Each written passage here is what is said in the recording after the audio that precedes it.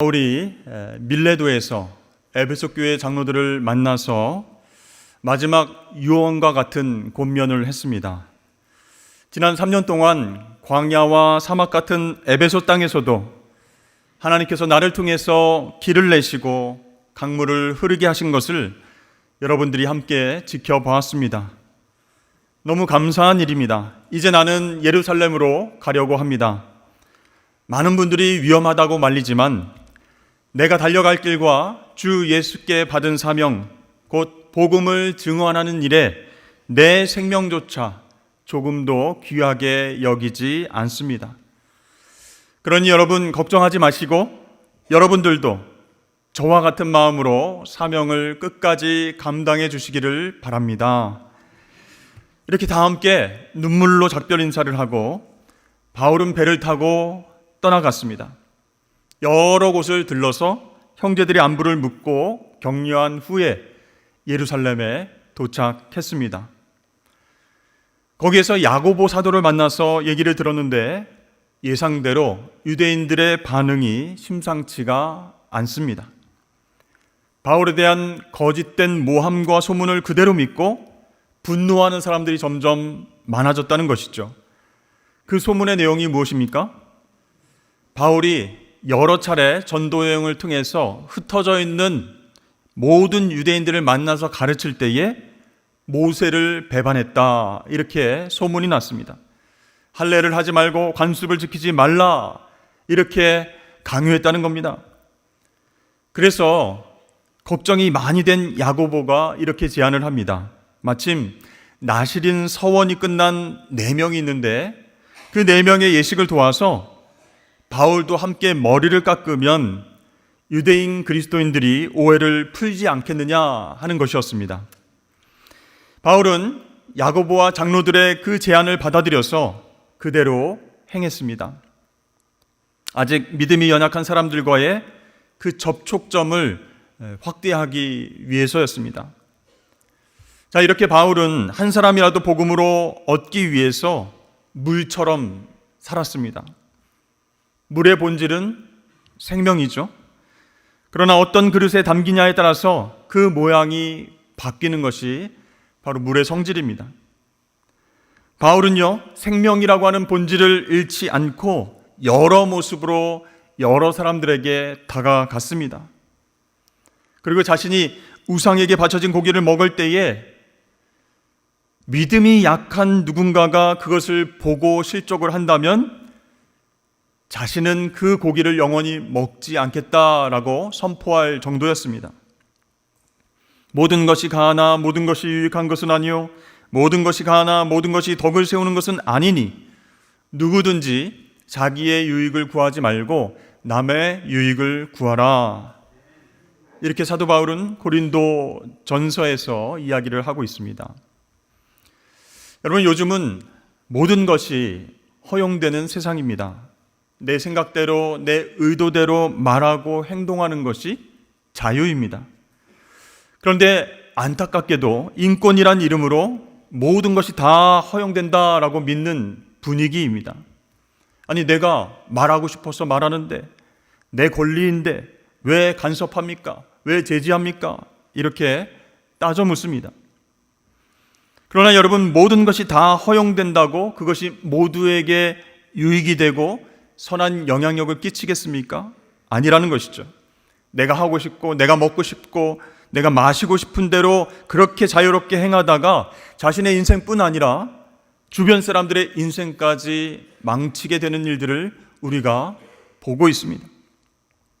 그래서 바울은 아무도 자기의 유익을 먼저 구하지 말고 남의 유익을 구하라, 이렇게 권면을 했던 것이죠. 그러니까 내 생각, 내 유익만 생각하지 말고 남의 유익을 조금이라도 생각을 한다면 자기 절제를 할 수 있다, 그런 뜻입니다. 나도 얼마든지 자유롭게 할 수는 있지만 상대를 생각해서 참고 절제하게 된다, 그런 뜻입니다. 고린도전서 10장 말씀에 보면 이렇게 나와 있습니다. 그런즉 너희가 먹든지 마시든지 무엇을 하든지 다 하나님의 영광을 위하여 하라. 유대인에게나 헬라인에게나 하나님의 교회에나 거치는 자가 되지 말고 나와 같이 모든 일에 모든 사람을 기쁘게 하여 자신의 유익을 구하지 아니하고 많은 사람의 유익을 구하여 그들로 구원을 받게 하라. 아멘. 바울에게는요, 분명한 삶의 원칙이 있었는데 그것은 바로 무엇을 하든 하나님의 영광을 위해서 한다라는 것이었습니다. 자, 그렇게 해서 말하고 행동할 때에 자신을 만나는 사람들이 구원을 받을 수 있도록 그들의 유익을 먼저 구하면서 살아가는 것, 그것이 그의 원칙이었던 것입니다. 그렇습니다. 우리들에게도 바울과 같은 이 열린 마음과 자기 절제가 필요합니다. 그런데 어떤 사람은요, 열린 마음은 있는데 자기 절제가 없습니다. 또 어떤 사람은요, 자기 절제는 뛰어난데 열린 마음이 없는 경우도 있습니다. 이 두 가지가 균형 잡혀 있어야 다른 사람들의 마음을 열어서 복음을 수용할 수 있게끔 할 수 있다라는 것이죠. 어느 교회 한 집사님이 믿지 않는 며느리를 맞이하게 되었습니다. 그래서 결혼 전부터 며느리에 대한 교육이 시작되었습니다. 우리 집 며느리가 되려면 예수 믿어야 되고 신앙생활을 잘해야 된다. 세례 교육을 받고 나중에는 꼭 세례를 받아야 돼. 그리고 나서 직분을 얻고 교회에서도 예배와 섬김과 봉사를 잘해야 된다. 이렇게 얘기를 했습니다. 그렇게 교육을 받은 그 며느리는 그 교회의 교인이 되었습니다. 그런데 사실은 이 며느리가 결혼하기 전에 예전 직장에서 교회 다니는 상사에게 큰 상처를 받은 적이 있었습니다. 그 상사는요, 교회 안 다닌 사람들과 똑같이 술을 먹고 실수했습니다. 또 사람들을 속이고 거짓으로 그 마음에 상처를 줬습니다. 자신의 승진을 위해서 다른 사람들을 이용했습니다. 그런 모습들 때문에 교회에 대한 부정적인 인식이 생겨서 교회 다닐 생각이 별로 없었는데 그래도 결혼을 하니까 시부모님의 권면대로 신앙생활을 해보자 이렇게 마음을 먹었던 것이죠. 근데 시간이 흐를수록 이 며느리가 교회에 안 가려고 합니다. 왜 그랬을까요? 시부모님이 만날 때마다 서로 싸우는 거예요.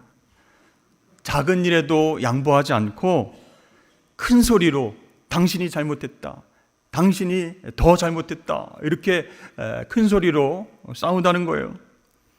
또 식당에 가서 같이 식사할 일도 많은데 거기서 일하시는 분들에게 함부로 말을 하는 모습을 보고 상처를 받았습니다. 같이 있는데 얼굴이 화끈거릴 정도였다라고 얘기를 합니다. 여러분, 며느리는요, 초신자입니다. 믿음이 없는 상태입니다. 그런데 믿음의 선배라고 생각했던 시부모님의 말과 행동에 큰 충격을 받지 않을 수가 없었던 것이죠. 이런 일이 반복이 되니까 내가 교회 나가야 할 이유가 전혀 없다라는 생각이 들었다고 그 남편에게 이야기를 했답니다. 그런데 반대의 경우도 있습니다. 신앙이 없는 며느리가 들어왔는데 우리 시부모님이 그저 딸처럼 친구처럼 만날 때마다 재미있는 이야기도 해주고 부담스럽지 않게 그렇게 환영을 해줬답니다. 그러니까 만나면 기쁘고 편안하니까 이 아들 며느리가 일주일에 한 번 이상 꼭 집에 놀러 온다는 것이에요. 그러면서 자연스럽게 그 시부모님의 영향을 받아서 교회에 등록하고 신앙생활을 시작했습니다. 여러분, 우리가 하나님의 은혜로 하나님 자녀가 되었다면 이제 살아갈 때에 그 대상이 누구이든 간에 열린 마음과 자기 절제가 있어야 한다는 것이에요. 여러분, 이것은 바울이 창안한 그런 방법이 아닙니다. 예수님께서 우리에게 보여주신 모습이에요. 우리를 구원해 주시기 위해서 예수님은 낮고 낮은 이 땅에 오셔서 우리를 있는 그대로 받아주셨습니다. 그리고 당신의 이익이 아니라 우리의 이로움을 위해서 십자가에서 죽으셨습니다. 바울은 바로 이러한 예수님을 본받아서 자신의 이익이 아니라 한 사람이라도 구원하기 위해서 열린 마음과 자기 절제의 태도로 계속해서 복음을 전하게 되었던 것입니다. 그런데 오늘 본문 말씀을 보면 바울과 반대의 삶을 사는 사람들, 즉 자신의 이익만 추구하는 사람들을 우리가 만나게 됩니다. 27절에 보니까 그 이래가 거의 참에 아시아로부터 온 유대인들이 성전에서 바울을 보고 모든 무리를 충동하여 그를 붙들고, 이렇게 나와 있습니다. 자, 나실인 서원이 끝난 사람은 성전에서 7일 동안 머물면서 정결 예식을 하게 됩니다. 그리고 8일째는 이제 머리를 깎습니다. 바울도 그들의 예식을 돕기 위해서 성전에 함께 있었죠. 그때 아시아로부터 온 유대인들이 성전에서 바울을 보게 되었습니다. 그들은 바울이 에베소에서 3년 동안 머물면서 유대인들에게 어떻게 복음을 전했는지, 말씀을 어떻게 가르쳤는지를 잘 알고 있습니다. 그런데 그들은 오해를 했죠. 모세를 배반해라, 할례를 행하지 말라, 관습을 지키지 말라, 이렇게 가르쳤다고 비방하면서 거기 있는 무리들을 충동하기 시작했습니다. 바울에 대해서 적개심을 품고 거짓으로 그렇게 이야기를 퍼뜨린 것이죠. 이 사람은 헬라인을 데리고 성전에 들어가서 거룩한 성전을 더럽혔다. 에베소 사람 드로비모와 함께 성전에서 나온 것을 내가 봤다. 이렇게 소리치면서 선동했습니다. 이 당시 예루살렘 성전에는 이방인들이 들어갈 수 있는 장소가 있었습니다. 그것을 이방인의 뜰이라고 부릅니다. 그러니까 이방인들은 거기까지만 출입이 가능했습니다. 이것을 유대인도 알고 이방인들도 잘 알고 있습니다. 그런데 왜 바울이 이방인을 성전 안까지 데리고 들어가겠습니까? 말도 안 되는 것이죠. 거짓말로 유대인들을 자극하면서 선동을 한 것입니다. 그러자 온 성이 소동하면서 유대인들이 달려왔습니다. 바울을 붙들고 때리기 시작했습니다. 자, 이렇게 성전에 있는 유대인들을 충동해서 바울을 결박하고 때린 사람들은 에베소에서 온 유대인들이었습니다. 오순절을 지내기 위해서 예루살렘에 왔다가 에베소 사람 드로비모가 바울과 함께 있는 것을 보고 바울이 저 이방인을 성전에 데리고 들어갔다 나온 것이 확실하다, 이렇게 이야기하면서 성전을 더럽혔다, 거짓말을 퍼뜨린 것이죠. 자, 그들에게 진실은 중요하지 않았습니다. 중요한 것은 유대계를 철저히 무시하고 무너뜨리려고 하는 배교자 바울, 이 바울을 어떻게 하면 공개적으로 처형할 수 있을까, 그 명분을 어떻게 찾을까, 그것이었습니다. 그래서 찾아낸 명분이 바로 성전 모독죄였습니다. 그들은 바울을 끌어내서 성전 밖으로 나갔습니다. 그때 성전 문이 닫혔습니다. 여러분, 성전은 사람을 살리는 곳입니다. 그곳에서 바울이 끌려 나갔는데 성전 문을 지키고 있던 레위인들은 성전 문을 닫아 버렸습니다. 그 얘기는 바울이 죽도록 내버려 두었다, 그런 뜻이에요. 여러분, 자신의 이익만 추구하는 사람은요, 진실이 무엇인지 거짓이 무엇인지 중요하게 생각하지 않습니다. 어떻게 하는 것이 나에게 이로운가, 어떻게 행동하는 것이 내가 사는 길인가, 그것만 중요합니다. 그래서 아무 죄도 없는 사람을 한순간에 죄인으로 만들어버리기도 하는 것이죠. 거짓을 퍼뜨려서 사람들을 충동합니다. 한 사람의 인생을 죽음으로 내모는 일을 아무렇지도 않게 한다는 것이죠. 타블로라는 한국 가수가 있습니다. 지금도 에픽하이라고 하는 그룹의 멤버로 활동하고 있는 가수인데요. 그런데 예전에 한 네티즌이 그 타블로가 스탠포드 대학교 졸업이라고 하는 그 학력에 의심을 품었습니다. 그래서 카페를 개설해서 타블로가 스탠포드 대학을 졸업했다는 말은 거짓말이다, 졸업장을 보여줬는데 그 사진도 조작된 것이다, 이렇게 계속 의혹을 제기한 것이에요. 그런데 이 사건이 점점 커져서 경찰이 아닌 검찰이 처음부터 끝까지 수사를 하게 되었습니다. 결과는 어떻게 되었을까요? 마침내 우리나라 사법부뿐만 아니라 미국 법원도 이 타블로의 학력을 증명해 주는 것으로 그렇게 마무리가 되었습니다. 한 방송사에서는요, 스탠포드 대학교를 방문해서 교수와 학생들을 찾아다니면서 인터뷰를 했습니다. 이 사람 본 적 있습니까? 이 사람 공부 같이 했습니까? 오래전 사건이었지만 이 사건은요, 한 연예인에 대한 삐뚤어진 인식과 거짓으로 인한 명예훼손이 얼마나 심각하고 악한 것인가 라는 것을 우리에게 보여준 사건이라고 할 수 있습니다. 그 이후로 우리 사회는 좀 나아졌을까요? 아니라는 겁니다. 요즘은 유튜브 채널을 개설하고 연예인, 유명인들의 사생활을 폭로하면서 돈 버는 사람들이 많아졌습니다. 일명 사이버 레카입니다. 여러분, 자동차 사고가 나면 어디선가 그 소식을 듣고 레카차들이 막 몰려옵니다. 한 대만 오는 것이 아니고 경쟁적으로 여러 대가 와서 먼저 이 사고 처리를 하려고 달려든다는 것이죠. 마찬가지로 연예계의 사건, 사고를 자신들이 가장 신속하고 정확하게 알려주겠다라고 달려드는 사람들, 그 사람들을 사이버 레카라고 부릅니다. 근데 이 유튜버들의 특징은 무엇이냐면 확인되지 않은 사실을 진짜인 것처럼 말을 한다는 거예요. 그리고 사람들을 선동합니다. 한 사람을 죄인으로 몰고 가고 정죄합니다. 이 사람이 마약을 투약했다더라. 누구와 사귀었는데 이런 일들이 있었다더라. 또 어떤 사람에게 돈을 엄청 빌리고 나서 나중에 성공했는데도 갚지 않았다더라. 학교 다닐 땐 학폭에 연루되어서 많은 친구들을 때리고 돈을 갈취했다더라. 이렇게 확인되지 않은 사실을, 거짓을 계속 유포하는 겁니다. 그리고 나서 상처받은 연예인에게 접근을 해서 이런 소문을 그치고 마무리할 테니까 돈을 달라고 얘기를 합니다.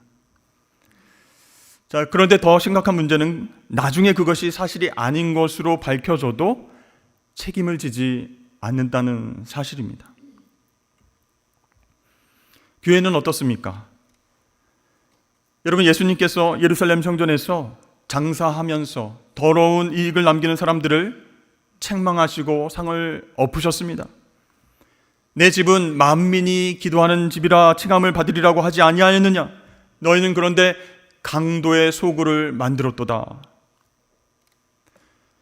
여러분, 교회는 건물의 크기나 성도의 숫자나 예산의 규모가 결코 아닙니다. 그 교회를 한마디로 설명해 줄 수 있는 것은 교회를 이루는 성도들의 삶의 태도라는 것이에요. 그것이 만민이 기도하는 집으로 만들 수도 있고 강도의 소굴로도 만들 수 있습니다. 자신의 이익을 위해서, 또 자신의 허물과 죄를 덮기 위해서 사실이 아닌 내용으로 거짓 소문을 내는 사람이 있다면 그 한 사람을 통해서 이곳이 만민이 기도하는 집이 될 수가 있겠습니까? 그래서 여러분, 우리는요, 어떤 사람에 대한 그런 소문이 있을지라도 사실로 확인된 것이 아니라면 나의 생각과 나의 의견을 더하지 않는 것이 지혜로운 모습이다 라고 생각을 해야 되는 것이죠. 여러분, 우리는 거룩한 제사장인 줄로 믿습니다. 하나님의 말씀을 맡은 자예요. 미리 예자가 아니라 맡을 예자, 예언자입니다. 우리 입에서 거짓과 하나님 말씀을 섞어서 낼 수 없다는 것이에요. 그래서 언제나 하나님의 말씀에 내 말을 걸러서 이야기하는 습관을 들여야 할 것입니다. 또한 우리는 하나님 자녀로서 가정에서, 일터에서, 교회에서 새로운 역사를 만들어가고 있습니다. 공중도덕이라든지 질서라든지 사회정의라든지 이웃사랑이라든지 이렇게 새로운 역사를 만들어가는 주체가 저와 여러분입니다. 내 이익이 아니라 다른 사람의 이로움을 생각하면서 그렇게 말하고 생각할 때, 행동할 때 그 사람을 통해서 선한 영향력이 퍼지게 될 것입니다. 오늘 예루살렘에서 바울은 충동된 유대인들에게 잡혀서 매를 맞고 있습니다. 자신의 이익이 아닌 유대인들의 구원을 위해서 지금까지 열심히 복음을 전하고 가르쳤지만 억울하게 고통을 당하고 있습니다. 그럼에도 불구하고 바울은 그 영혼들을 포기하지 않았습니다. 여러분들은 먹든지 마시든지 무엇을 하든지 모든 것을 하나님 영광을 위해서 살아가시길 바랍니다. 내 이로움을 구하지 말고 먼저 많은 사람들의 이로움을 추구하면서 그렇게 말하고 행동하십시오. 그러면 그들이 구원을 받을 수 있을 것입니다. 여러분, 사람들은 주로 우리가 경제적인 이득을 취했을 때, 또 부자가 됐을 때, 또 나의 뜻대로 일이 성공했을 때, 자녀들이 출세하거나 좋은 일이 있을 때, 그때 하나님께 영광을 돌린다라는 말을 종종 하게 됩니다. 잘 생각해 보면요, 그것은 무한하신 하나님의 영광을 작고 한계에 있는 피조 세계 안에 가두는 일입니다. 성경이 말하는 영광이 아니란 뜻이에요. 그렇다면 하나님의 영광은 언제 나타나게 되겠습니까? 예수님처럼, 바울처럼 자신의 욕심과 자신의 계획을 내려놓을 때 하나님의 영광이 나타날 줄로 믿습니다. 인간의 욕망이 꿈틀대는 그곳에는 하나님의 영광이 드러날 수 없다는 것이에요.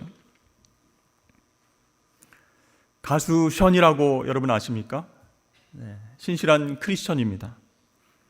연예계 선후배 동료들에게 인격적으로 존경을 받을 뿐만 아니라 이웃들의 아픔을 공감하면서 선한 영향력을 위해서 계속 나누는 삶을 살고 있습니다.